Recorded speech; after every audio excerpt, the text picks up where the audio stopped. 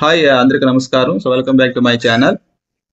So APSRTC నందు jobs release చేశారండి మెయిన్గా. సో వాటి యొక్క రిక్రూట్మెంట్ యొక్క ఆన్లైన్ పెట్టడం జరిగింది. సో చూడండి ఈడ. సో ఈ యొక్క నోటీసు 16/9 2025 రోజున రిలీజ్ చేస్తున్నారు.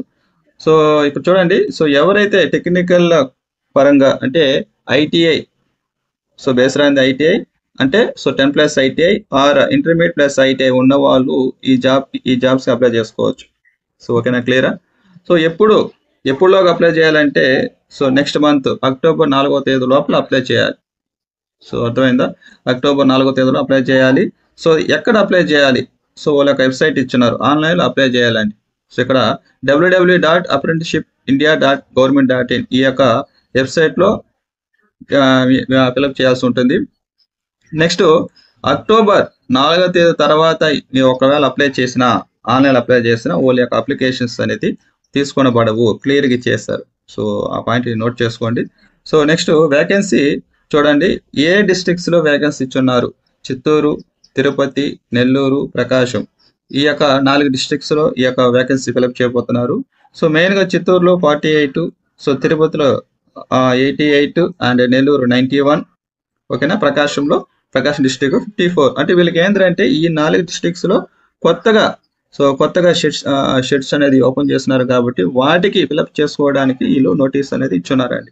సో ఓకేనా? సో టెక్నికల్ అంటేనే ఖచ్చితంగా కేటగిరీ వైజ్గా ఉంటుందండి. సో ఓకేనా? సో వాటిలో diesel mechanic, motor mechanic, electrician, welder, painter, machinist, fitter and draughtsman in సివిల్లో. సో ఆ విధంగా 8 రకాల కేటగిరీస్లో వీళ్ళ వేకెన్సీని ఫిలప్ చేయబోతున్నారు. ఓకేనా? దానికి ఒకసారి చెక్ చేసుకోండి. ఎలా నమోదు చేయాలి? ఇక నమోదు చేయడం అంటే ఈ యొక్క అప్రెంటిస్షిప్ ఒక వెబ్సైట్ ఇచ్చినారు, దాంట్లో ఖచ్చితంగా మీరు నమోదు చేసుకోవాలి. ఎందుకంటే నమోదు చేసిన తర్వాత ఒక నెంబర్ అని వస్తుంది.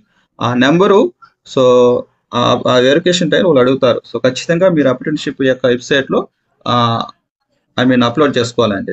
ఓకేనా? సో అంటే మీ యొక్క డిస్ట్రిక్ట్స్ బట్టి మీ ఏ డిస్ట్రిక్ట్స్ మీరు అప్లై చేయాలనుకుంటున్నావు ఆ డిస్ట్రిక్ట్స్లోనే మీరు అప్లై ఆన్లైన్లో మీకు డీటెయిల్స్ ఇచ్చుకుంటే ఒక నెంబర్ జనరేట్ అవుతుంది.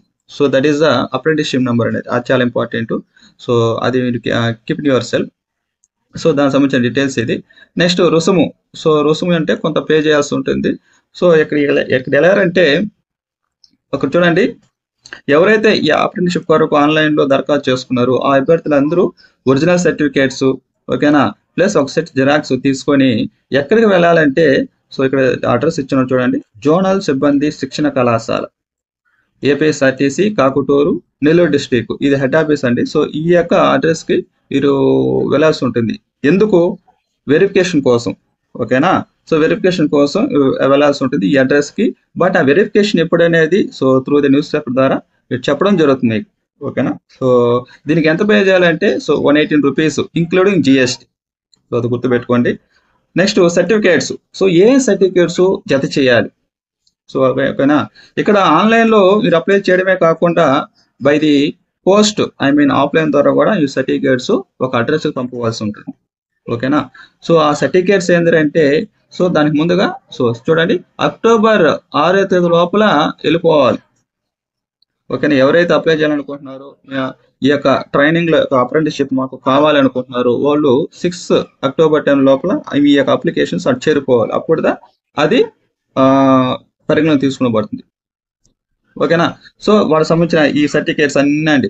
ఈ సర్టిఫికేట్స్ మీ యొక్క కేటగిరీ బట్టి మీరు అప్లై చేసుకోవాల్సి ఉంటుంది. సర్టిఫికేట్స్ ఒకసారి చెక్ చేసుకోండి. సో ఓకేనా? ఎక్కడ పంపాలంటే ఈ మెయిన్ అడ్రస్కి పంపవలసి ఉంటుంది.